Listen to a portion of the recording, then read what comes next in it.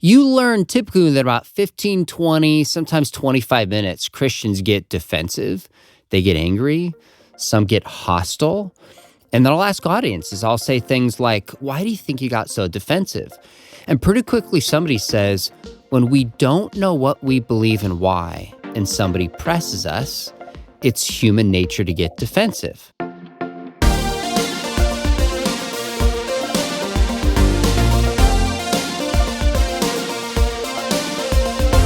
Welcome to Family Life Today, where we want to help you pursue the relationships that matter most. I'm Shelby Abbott, and your hosts are Dave and Ann Wilson. You can find us at FamilyLifeToday.com or on the Family Life app.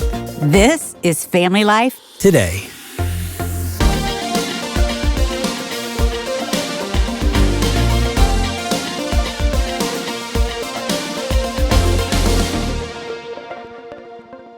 What would you say? Don't be looking at your notes. I'm totally I don't looking. want you to look at your notes. I want from your heart, what do you think the issues that are dividing the church today, dividing the Christian community, the topics that we can't get unity on? Racism, sexuality, any kind of gender issues.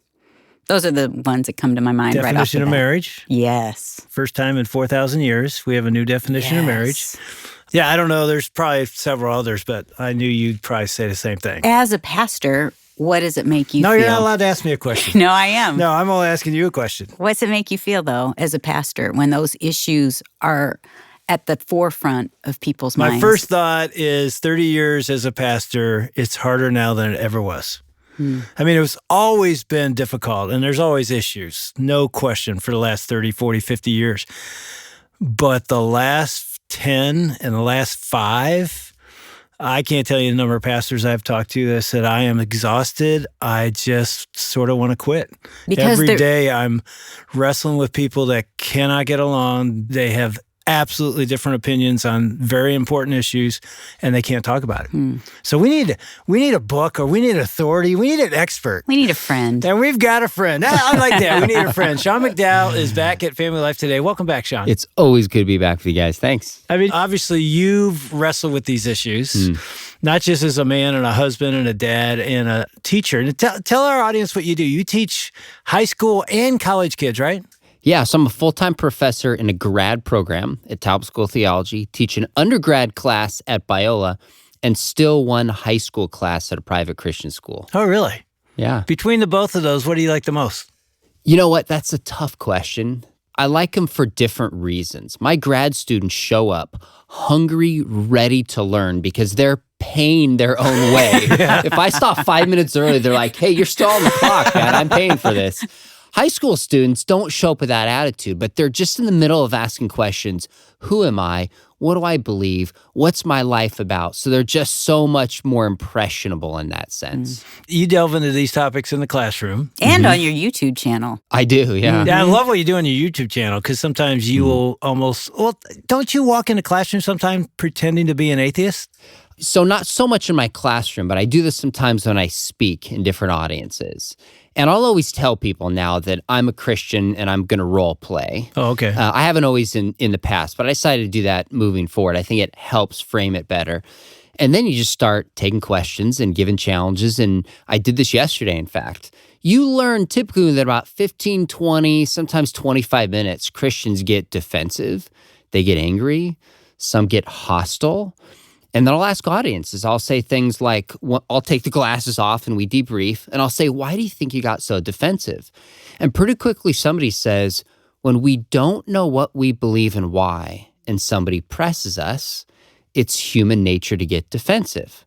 So if we want to be able to have thoughtful conversations with people, we need to know a little bit what we believe and why we believe. It gives us a certain confidence to engage.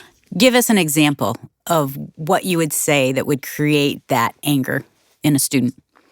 So I'll just accept questions from the audience.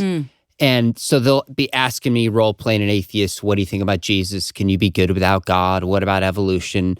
And I'll just give as good of a response as I can about here's the evidence for Darwinian evolution, or Jesus didn't exist, or whatever it is, whatever position I'm arguing. Not that most atheists think Jesus didn't exist, but maybe I'll give evidence against the resurrection.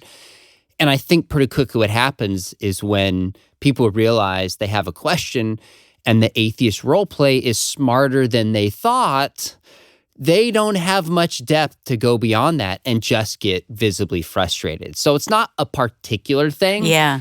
I could press them on evil. I could press them on contradictions in the Bible.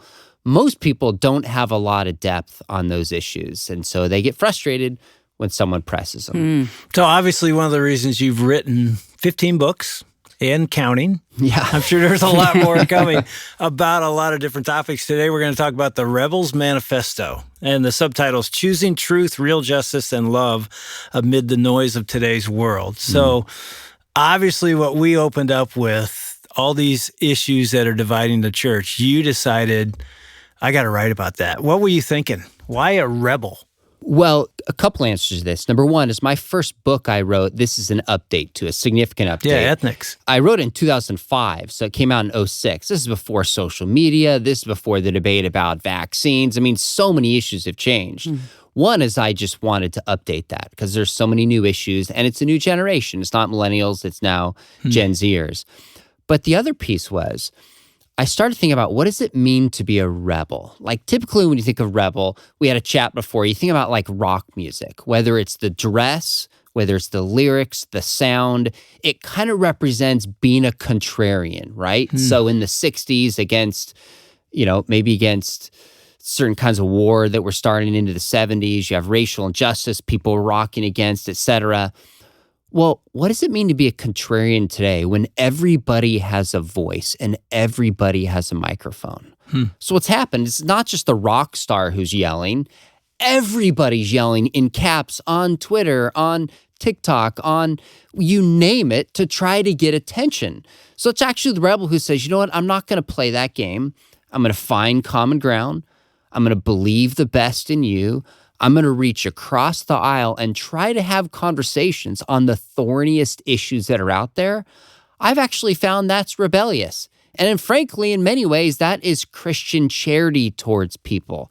So in our cancel culture that wants to cancel you for saying the wrong thing, I want to lean into these conversations and say, if we prepare ourselves a little bit, you choose the right place, and you have the right attitude, it's amazing how many people would be willing to have these conversations in person, on YouTube, et cetera. And I just think Christians should lead the way in doing so. Huh. That's so good. So, I mean, when you pick up the book and you see the title, that is not the first thing that came to my mind. Yep. But I've heard you talk about that, and I'm like, what a beautiful picture that to be a rebel is to be a grace giver. Truth as well, but That's there's right. a balance, right? Well, and it's hard to do that because as you were talking about your students, how anger stirs up when somebody's pushing us on things that we believe and we hold so dear to our heart. Why do you think we get mad? Well, one thing I've realized is so often behind a position that somebody holds is an experience that they've had or a relationship that they have. So I think about trying to get to the issue beneath the issue, like the heart of the issue. And this is more obvious than some issues than others, right? I mean, there's a chapter in there on race. You talk about that. This is not just an abstract topic that somebody's writing on.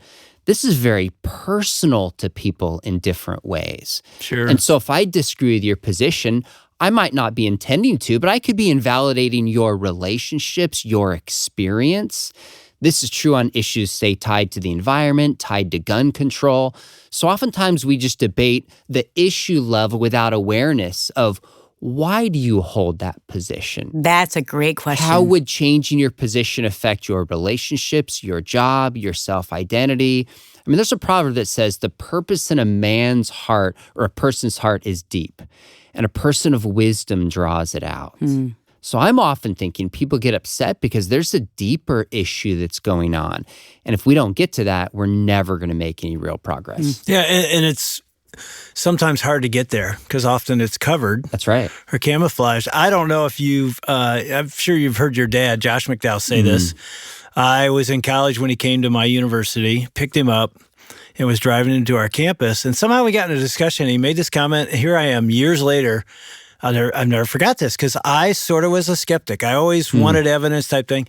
And he made this comment. I think I've heard him say it publicly from the stage as well. And it was this comment. I would have people come up to me often and ask me intellectual questions about God, about Jesus, about the resurrection. And he said, now you tell me, you're his son. He said, often I would look at them and say, so if I could prove to you beyond a shadow of a doubt for you that Jesus was who he said he was and he rose from the dead, would you bow your knee to him today? And if they say no, that's not the issue. There's a different issue. If they say yes, then it's like, oh, it is intellectual. But he said often intellectual was a smokescreen. It was not really the issue. That was what they said it was, but it was hurt or it was injustice or something else. Is that what you found? And I don't even know. Is that what your dad says? Jim Dobson said that. No, I'm just kidding. I couldn't resist. I could not resist, Dave. They're going to edit that one out. That would be good. That'd be good. No, that sounds exactly like what my dad would say. And I think the big point is there can be a lot of underlying issues. Sometimes it can be moral. If I believe Jesus has risen, I'm bought with a price, and that affects what I can and can't do with my body and with my time. Right. Sometimes it can be volitional. I don't want to bow down to somebody else to be God in my life. Sometimes it can be emotional. Maybe rejecting the resurrection, somebody experienced relational hurt in the church. And so that it opens up that wound. So that's a great way of just saying, sometimes I'll say in conversation, I'll say, if I could answer this question for you, would you be one step closer to believing in Jesus? And if somebody says no, then I'm like, okay, then what is that barrier preventing you? Emotional, volitional, moral, etc. Do you feel like as followers of Christ, we do a good job of listening? Because if I've watched anything I've really loved about how you interact with people that have different opinions and viewpoints, you listen really well and you give grace. I just don't see that often. So I'm sort of loading this question. Yeah. Do you think we're bad listeners? I think some Christians are. Yeah. My mom is the best listener on the planet. She will sit down, look you in the eye, cry with you, ask you questions, and just try to understand. There are some Christians who do that well. Most of us, no, I don't think we do it well. Just look on social media comments, look on discussions that are online, watch the way Christians communicate. In fact, I've done this atheist encounter, I don't know. I mean, I don't want to exaggerate, but somewhere between maybe a couple hundred times plus, at least, from youth groups of 10 to a stadium in the Philippines with literally 8,000 people, which I think was too many. And the bottom line is it's very rare to have somebody have a question where they just want to understand. Rather, people frame questions assuming things about me they don't know and then trying to catch me. Why don't you just listen first? In fact, my dad said it to me one time. He said, it's more important to understand than to be understood. And I don't think we do that super well as Christians. Sean, give us some examples of some discussions that you have had where you've listened. Have people been surprised as you've asked questions and kind of entered into their world? Well, I've had a lot of offline conversations with people. Some of the online ones, I actually carefully select people that I interview ahead of time who I think want to have genuine conversations. A lot of the success of a conversation is it goes both ways.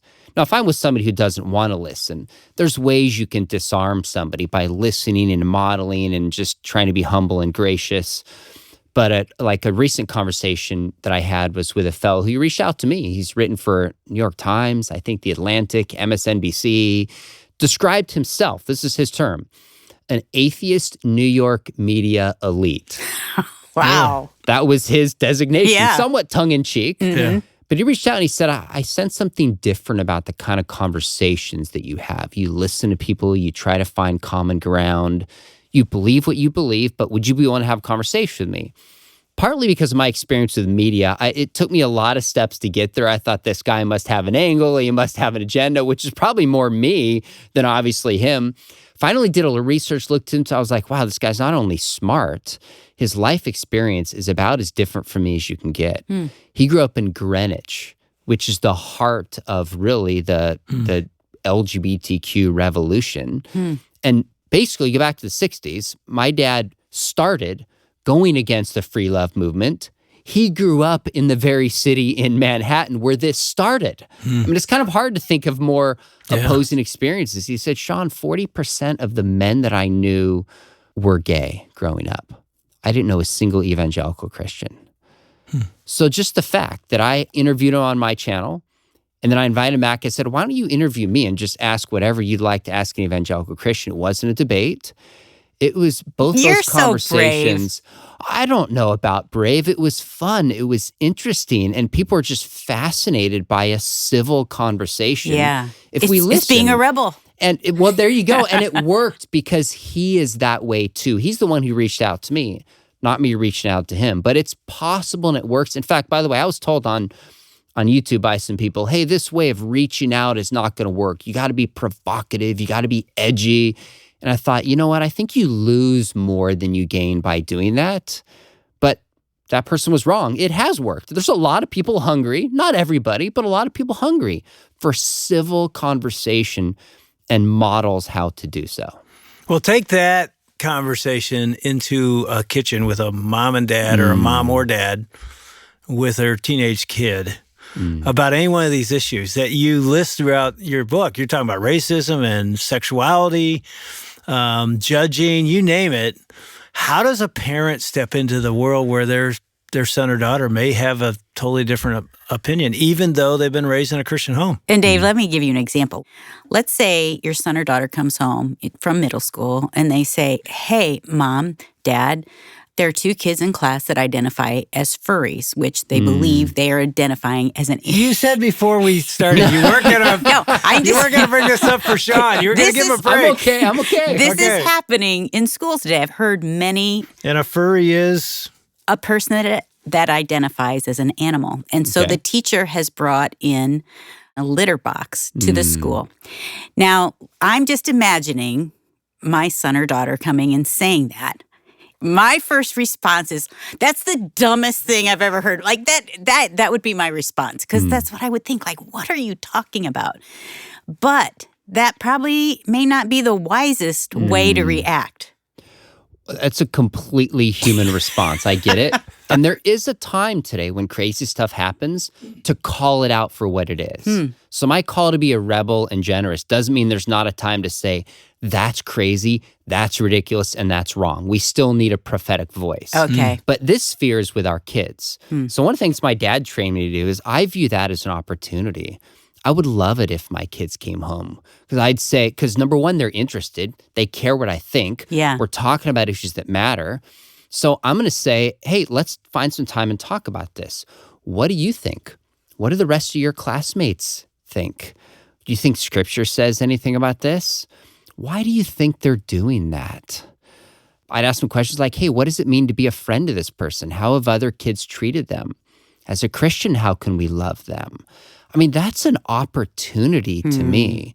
That's what we miss, is we see some of the craziness in our culture. And that is somewhat of an extreme example, but these things are popping up like that. We find ourselves in these situations as parents rather than run away from them and close the door. I think by being reactive sometimes that can do that, which is understandable.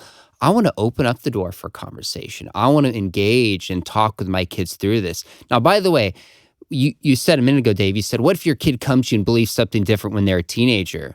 The question is, have you been building a relationship with them from day one before they're a teenager?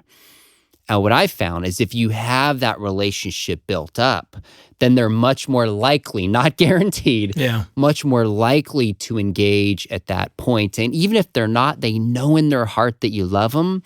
And you just keep going on trusting that they're going to come full circle in due time. And so take that to the next level. You write about in your book, transgender. So your teenage son or daughter comes home, junior in high school maybe, and you've got kids. I mean, a little older than that, but you've got 3 at home. So maybe you've had these conversations and they have a friend or a person in their class that identifies as a, she's a woman, identifies as a boy or vice versa. What do you do? Well, I have had these conversations with my kids. And first off, you got to find the right time and the right place to have these conversations. So I've had plenty of conversations go south. And usually it's because I have the wrong attitude, usually because it's at the Thanksgiving dinner table. Or like, they walk home from school and it's like they're tired. They maybe just want a break. It's like, hey, let's talk about this. They need a snack. Like understandably, there's got to be some wisdom how and when you have these conversations. But I'll just simply say, hey, tell me how you found out. Why do you think the student is doing this? How's the teacher responded? Do you think the teacher should use the suggested pronouns? What do you think the school should do? How can you love this person through it? Like, I just want to ask questions and create dialogue. If I jump in and I'd say, hey, here's 4 things you got to believe and do, it's just like, here goes Dad, he's lecturing at me again. But if I'm curious and I ask questions, and I don't want to show that I'm afraid of this, because I'm not. It's amazing. You mentioned the issue of sexuality. There's so much fear amongst Christians on this. The Bible says perfect love casts out fear. So I want to lean in with love at an opportunity like this and use it to teach my kids how to love somebody who's different, love somebody who's obviously wrestling with some deep issues in their life. This is a great opportunity to do so. How do we coach them on truth? Sounds like grace, sounds like love, which is awesome. There's a truth side, there's binary, there's male, female. We believe that. We believe the scriptures teaches that. God created us, man and woman. Where does that come in, especially as a parent? So I'm more concerned that my kids understand and know what is the truth than feel the need to tell their friend what is true. Those are different things. So I'm going to have these conversations with my kids. And my parents never had the talk with me, but it would come up at the dinner table, it would come up when we're driving in the car, it would come up just kind of through the rhythm of life. I'm looking to have these conversations with my kids when I can. But then we might have conversation. How and when is it appropriate to speak to your friend about what is true? So if you're at a Christian school or you're at a church, this person who's transitioning with Christian parents presumably knows what is true, right? Yeah. What they need is somebody to love them. And then if you have the right time and the right opportunity and the person is open to it, then you talk with them about truth. If the person's a non-Christian, I don't feel the need to start with fixing their views on gender. I want them to know the person of Jesus, his heart for the marginalized, just his compassion, who he is, the forgiveness that he offers. And then some of those other issues I think are more downstream. I'm just thinking of, as a mom, I'm thinking of other moms that have come to me and said, my child has come to me and said they're gay or they're same-sex attracted. My response wasn't great. And I don't know if guys do this, but as a mom, what we can do is we're forwarding their future and our future as a family and what this will mean and what this will look like. And so we're automatically on the road to fear and That's how right. this is going to be so horrible. And so we project those onto our kids. If you are talking, and you've talked to many parents about this, and their son or daughter comes and kind of opens up about this, which would be a huge step for that child, what is the best response? We've talked about this before, but I just feel like it's happening more and more. What is the best response? Well, first off, if you haven't responded the way you wanted to, the most important thing is to give yourself grace. Cannot change the past. Christianity is about grace. We've all said stuff and done stuff as parents, myself first on the list, that I've had to apologize to my wife, my kids for, etc. So just give yourself grace. And second, if you did, I'd encourage you to go to your kids and say, hey, when you came out to me, I'm guessing you were expecting this, and I gave you that. Will you ever forgive me? Can we start over? That's just a humble, great way to engage. Now, what I would say, it's interesting. I was interviewing a lady on my YouTube channel, not a Christian. She's describes herself as the OG lesbian YouTube creator. For like 12 years, creates content that people who follow my ministry would find offensive, just like those who follow hers would probably find my content offensive. But she had a conversation with me. And I asked her a lot of questions about her faith, about spirituality. At the end, I said, you can ask me anything you want to ask a Christian apologetics professor. And she asked me the question that you asked, Dan. She said, I think there's a lot of people in my community who would want to know, what would you say to your kids if they came out as gay? And I had just made a social media video on this the week before, so it was fresh in my mind. I had been thinking about it.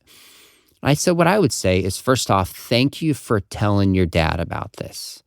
I can only imagine how long you've been thinking about this. And telling your dad, who's written books and publicly spoken on a biblical view of sexuality, that there's a lot of fear in your mind. Thank you for trusting me with this. Second, know that I love you no matter what. This doesn't change anything. My commitment to you and my love for you, let's work it through together. Now she responds, she's like, this is great. I want to share this with my community. So there's a whole bunch of people, not Christians, in the LGBTQ community who've seen this video and some of my other ones, which is cool. That grace-filled response just gave me some favor with people that would normally not watch my arguments for the Bible or the resurrection or something like that.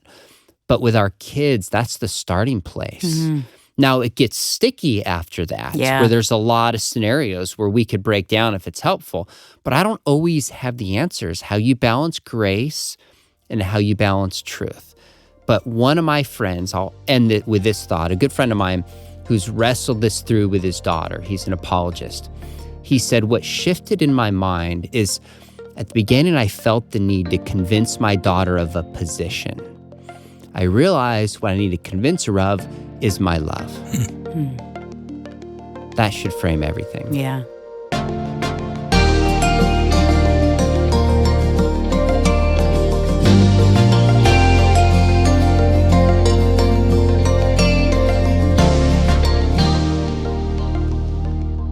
Hi, I'm Shelby Abbott, and you've been listening to Dave and Ann Wilson with Sean McDowell on Family Life Today.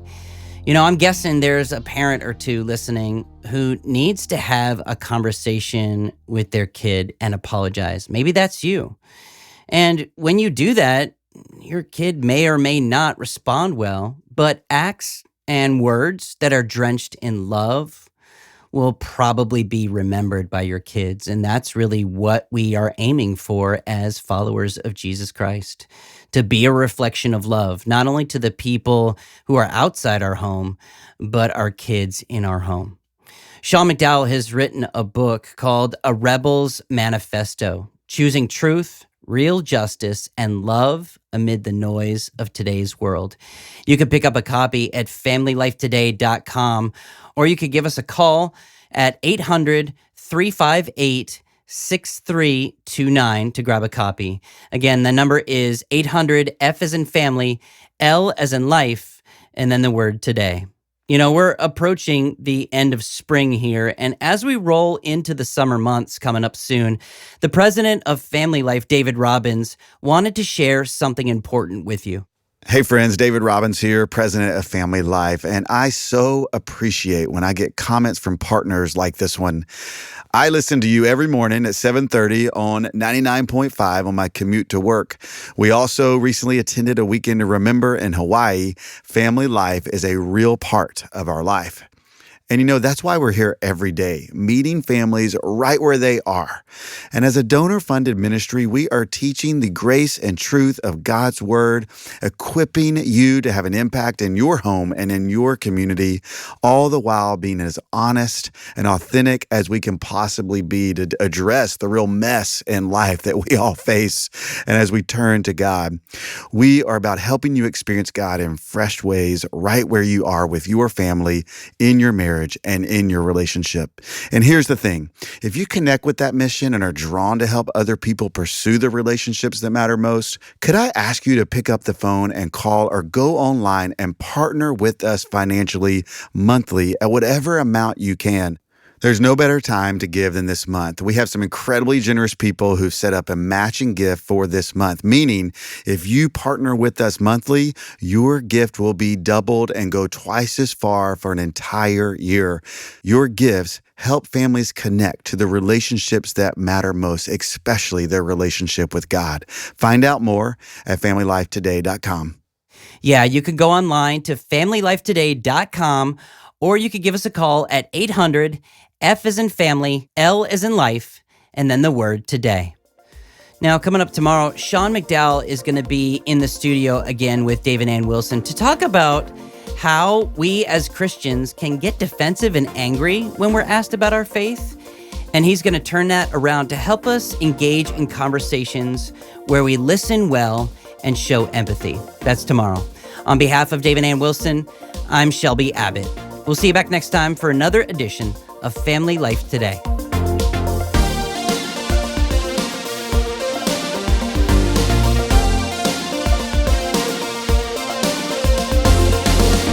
Family Life Today is a donor-supported production of Family Life, a crew ministry, helping you pursue the relationships that matter most.